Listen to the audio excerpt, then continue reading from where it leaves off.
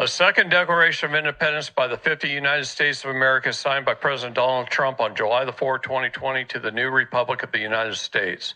First transcribed, well, I'm not going to read all that. Trusting our cause is just, and having prayed for the fortitude of brave spiritual wickedness in high places, we citizens of America make this announcement to the shareholders of the U.S. corporation, including the City of London, the British Crown, and the Vatican, and their operatives in the media, government, and society.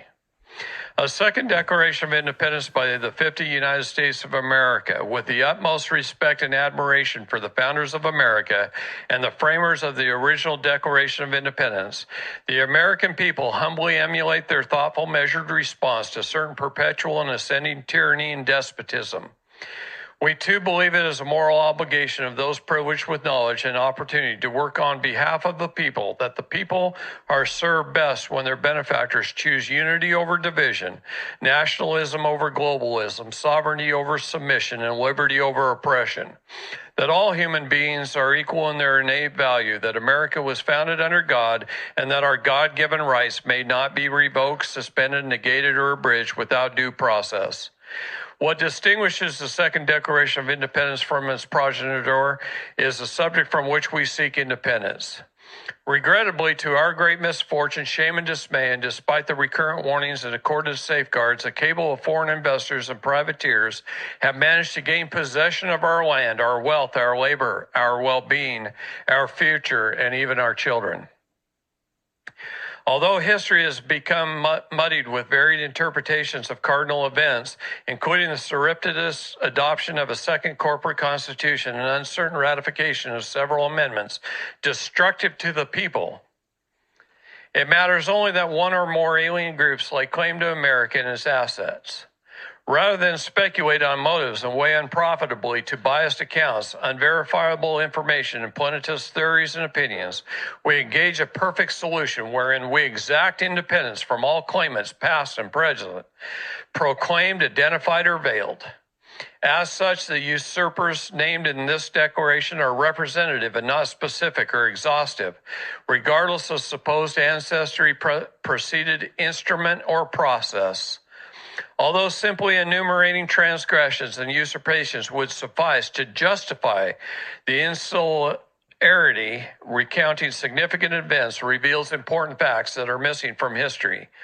These forgotten facts add insight, perspective, and clarity, illuminating our best way forward.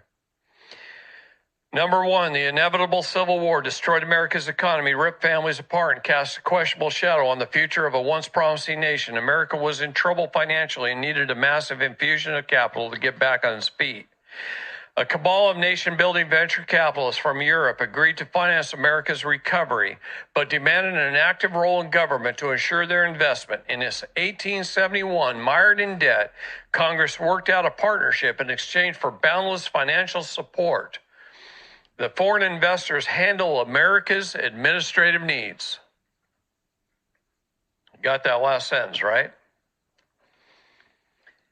Although initially it seemed to be innocuous concession, the consequences of allowing the nation-building venture capitalists to conduct America's business beyond the protections of the U.S. Constitution have proved catastrophic.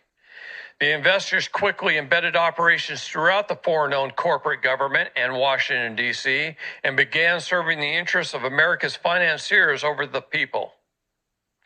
In 1871, America effectively lost its independence, and the nation-building venture capitalists became our new masters. By the early 1900s, the foreign investors that bankrolled America controlled the major newspapers and news services, enabling them to shape what is reported and how it is to be framed. They had to cover their tracks before being exposed and repudiated by the people. The nation-building venture capitalists worked to soften America's imperturbable, elevated system of government. The founders had formed a constitutional republic instead of a democracy, specifically to prevent citizens in the majority from opposing those in the minority. By doing what is best for their district or state, rather than enforce the majority will, representatives serve all citizens equally, eliminating the noise, division, and violence intrinsic to democracies. Being in control of the narrative, the foreign investors ingeniously promoted the fallacy that America is a democracy, trusting that deception would lead to unrest and chaos that would make America vulnerable, creating additional opportunities for infiltration and manipulation. In 1913, the foreign investors established the Anti-Defamation League to slander anyone who exposed them and their infiltration into American politics.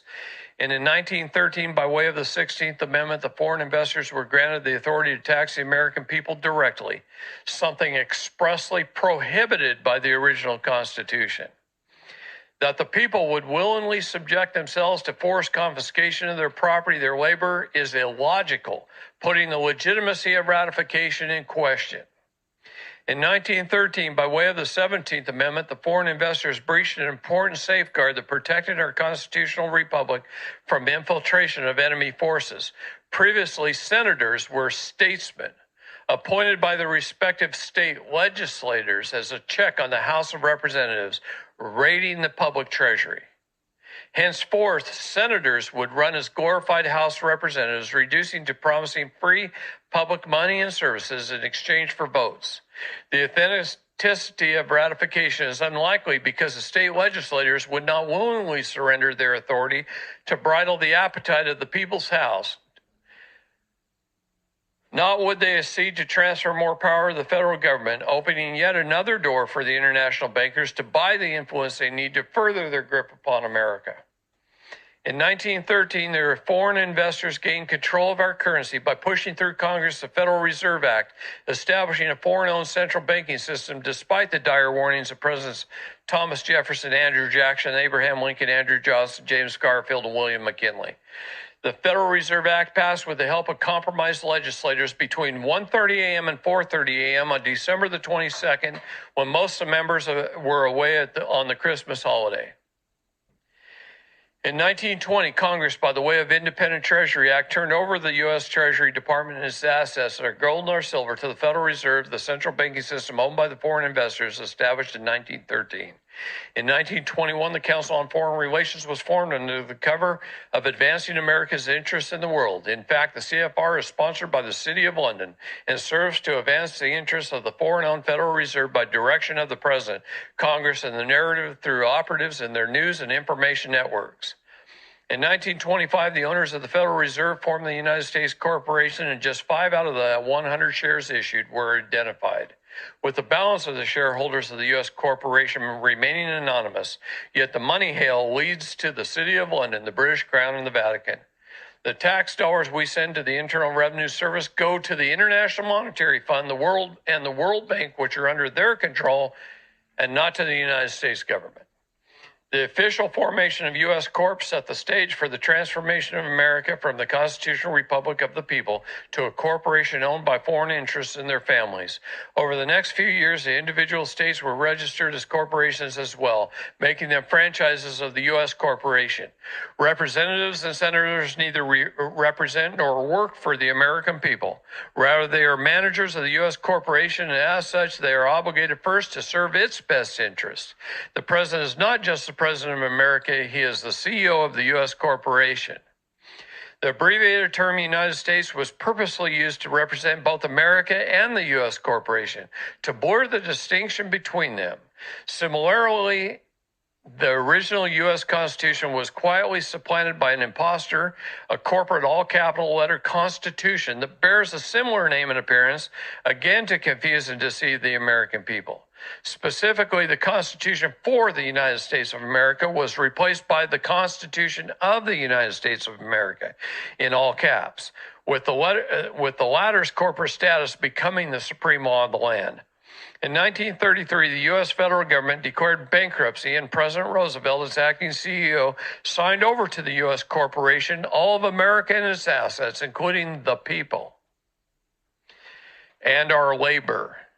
The bankruptcy of 1933 that was arguably unnecessary and ceremonial in nature and contrived and orchestrated without the consent of the people, completed the heist and the transfer of America and its assets to the same foreign interests who own the U.S. corporation. In the bankruptcy of 1933, the U.S. corporation forced the American people to surrender their gold and trade for debt notes called dollars, fiat currency that has not real value and that is depreciated continually through inflation to where it is worth less than 4 cents today. The bankruptcy of 1933 put the U.S. corporation in a state of emergency, allowing it to implement Admiralty law, made evident by the gold fringe around the American flag. When in a U.S. corporate courtroom, you are considered as C and not a citizen of America. In 1936, U.S. corporation began issuing Social Security numbers to turn otherwise sovereign Americans into trustees of corporate fictions, making our labor taxable, which would otherwise be unconstitutional. According to the U.S. corporation, you are not a live man or woman, but rather a representation of a corporation in your name, or a vessel.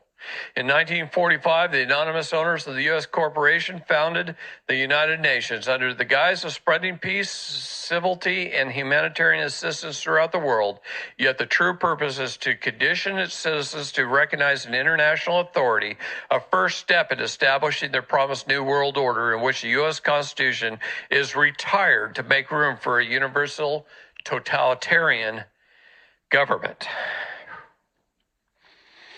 The United Nations publications of Agenda 21 and Agenda 30 revealed a New World Order agenda calling for the end of nationalism, patriotism, private property, individual rights, the two-parent family, automobiles, air travel, and the right to defend ourselves from a tyrannical government. In keeping their goal of sustainable development, they plan to reduce the population by over 90%, ridding America and the world of dissidents and useless eaters. The remaining useful servants are to live in coastal communities wherein they will be stacked and packed into micro apartments. Portland, Oregon just issued the first permit for micro apartments. They're a lot smaller than the hotel room I'm staying in right now.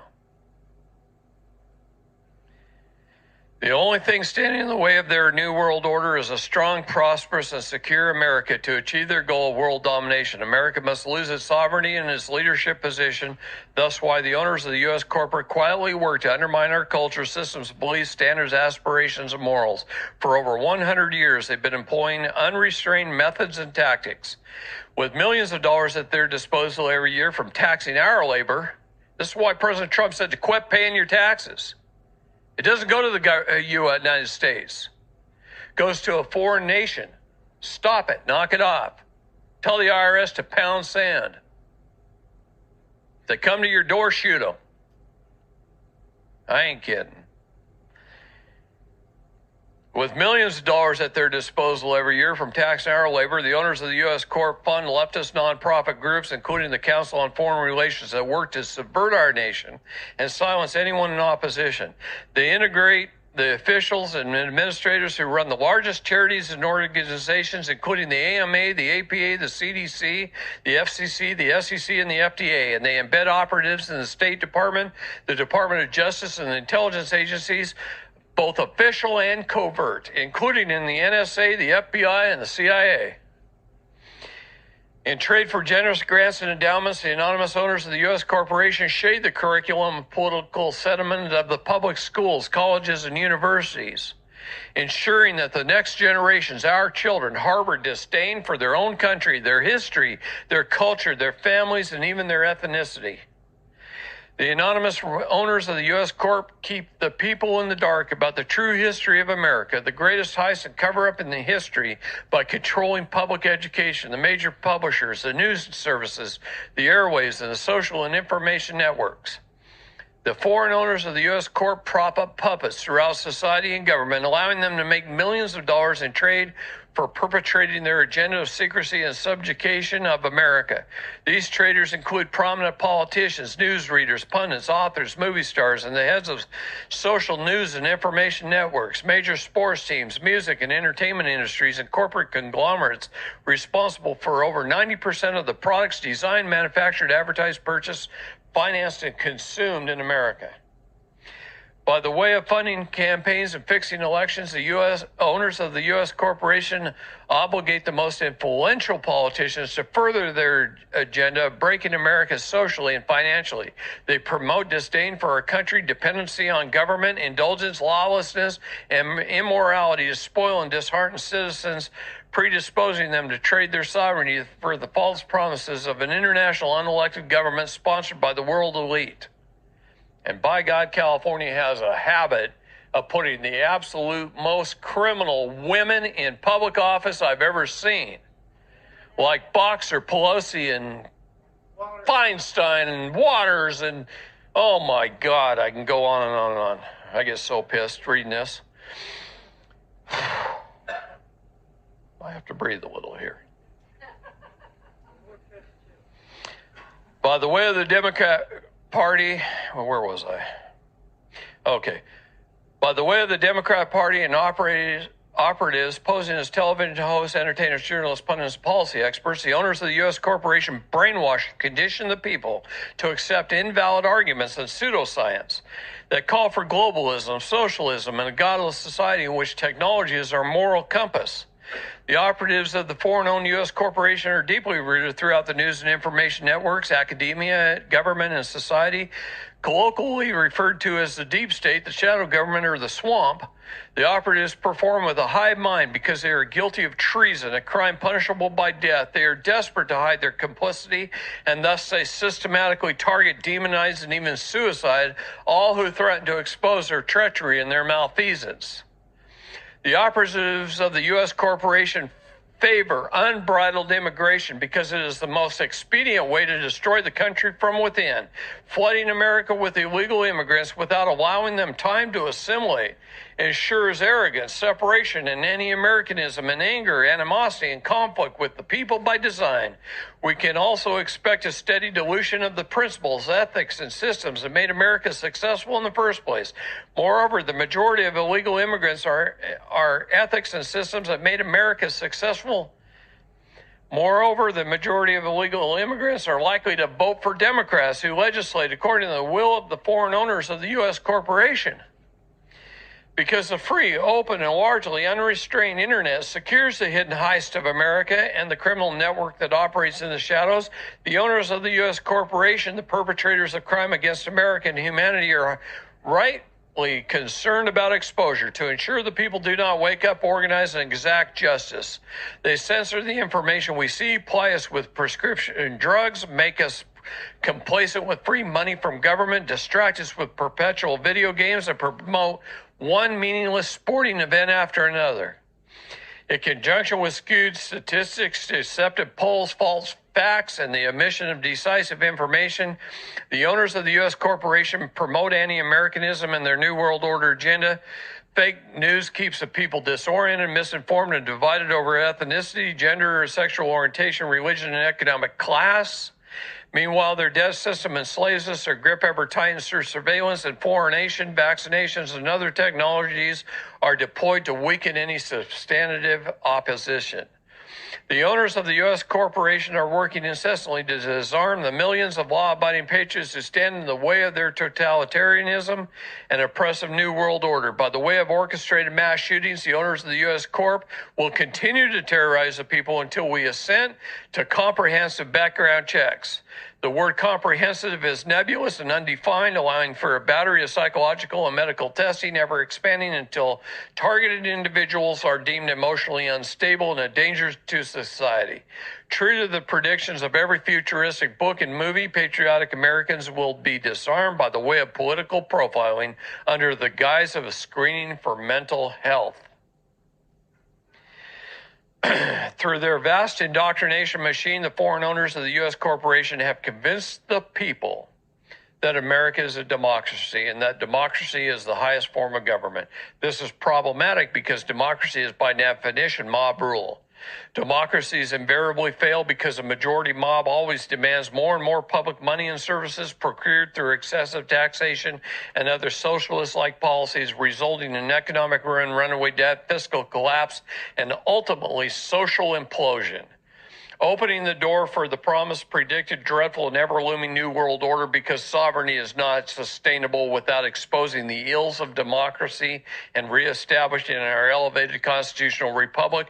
We are compelled to make these following proclamations: that the word democracy does not appear anywhere in America's founding documents, because the framers knew that democracy in any form or disguise is fatally flawed, leading invariably to oppression, unrest, societal failure, violence, and death.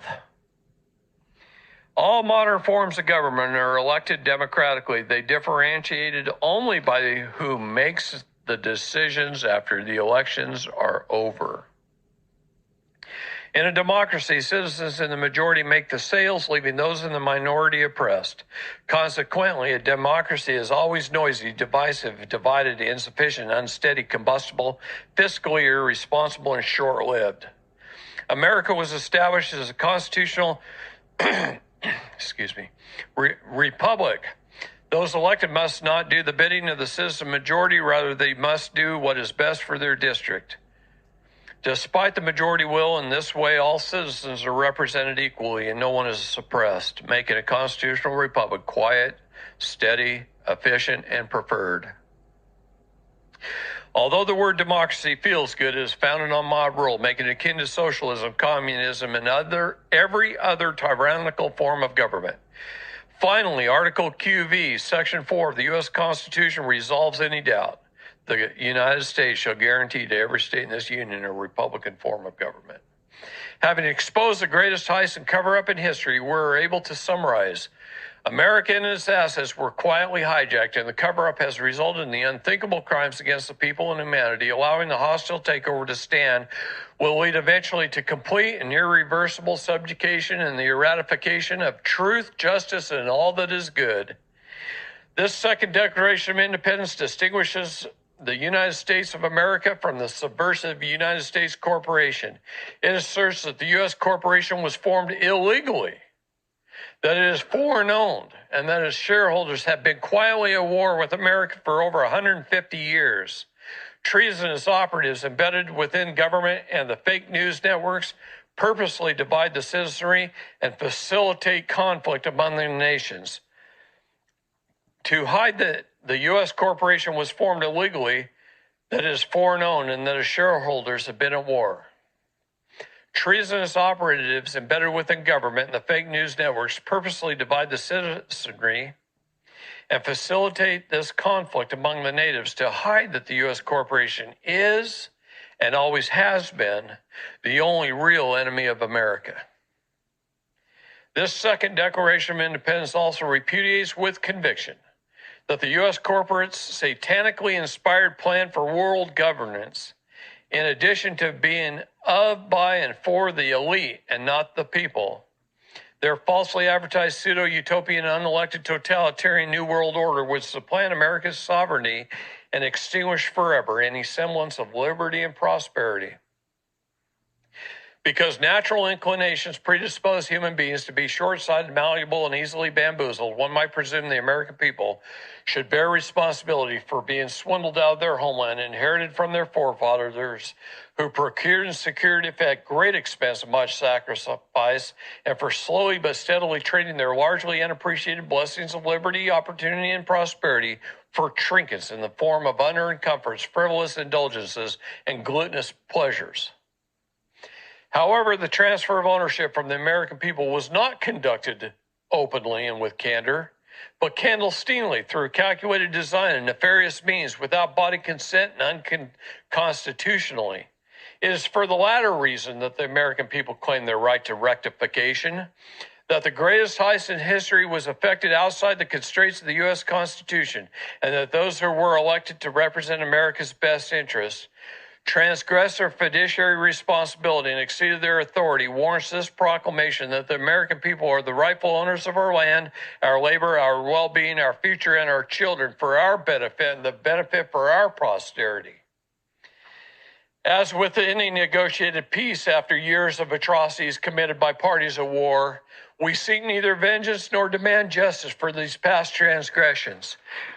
The that the return of what rightfully belongs to the people, and avow firmly, emphatically, publicly, and officially that America shall forever remain a sovereign nation, free, self-directed, and not affiliated or dependent upon any version or variation of the present planned or innovated New World Order. Almost done. We entreat the bloodless solution wherein you cease all destruction activities, including all false flag events, dissolve the U.S. corporation and other illicit legal structures, and each custodial instrument.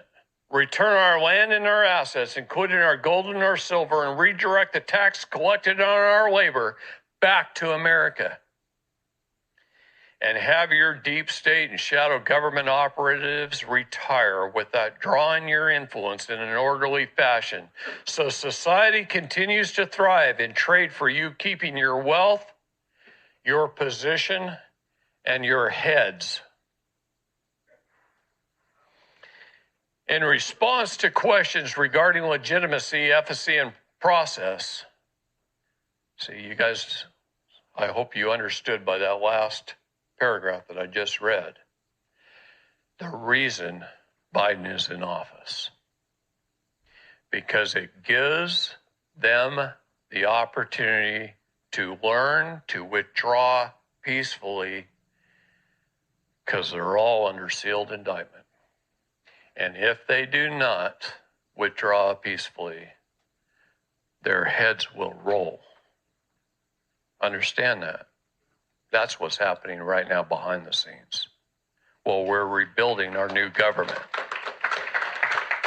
And I didn't think yesterday he would spend much time on any real new announcements, because they're not quite ready yet. Have patience. Understand it's going on. The rebuilding of our new government in Philadelphia and in Pennsylvania is happening right now. Washington, D.C. is emptying, and as those buildings emptying, fences are put around them that are jail cells. Nobody's getting in those buildings. They're not getting back in. Watch what continues to happen. It's going to take a little bit of time. Have patience. Have some excitement in your souls. This is a beautiful time to be alive. It really is. In response to questions regarding legitimacy, efficacy, and process, throwing off the shackles of national thraldom is elementary and unambiguous, as evidenced by the separation of the 13 colonies from Britain in 1776 and the Mexican people from Spain in 1825.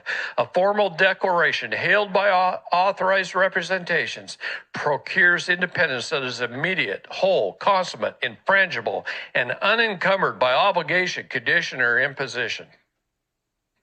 Understand what that paragraph means. As we enter grievous territory, we reflect on the precarious road our forefathers forged when they judiciously severed the political and familial ties that bound them. Our hearts also are filled with melancholy and trepidation. Yet we too are resolute in our posture and positions from being confronted with no better option. Despite the manifest peril, the consequences of acquiescence are graver still, compelling us to claim solemnly our independence once again. So in support of this declaration, with its firm reliance on the protection of divine providence, we mutually pledge to each other our lives, our fortunes, and our sacred honor. Signed by the 56 signatories or the task force, are to be affixed at the time of presentation to Congress, the President, the 50 state legislators, and the governors of the respective states. Thank you, everyone. It's time to go home. Bonnie and I appreciate you very, very much. It is an exciting time. We love each and every one of you, and we have the best audience on the planet. Thank you.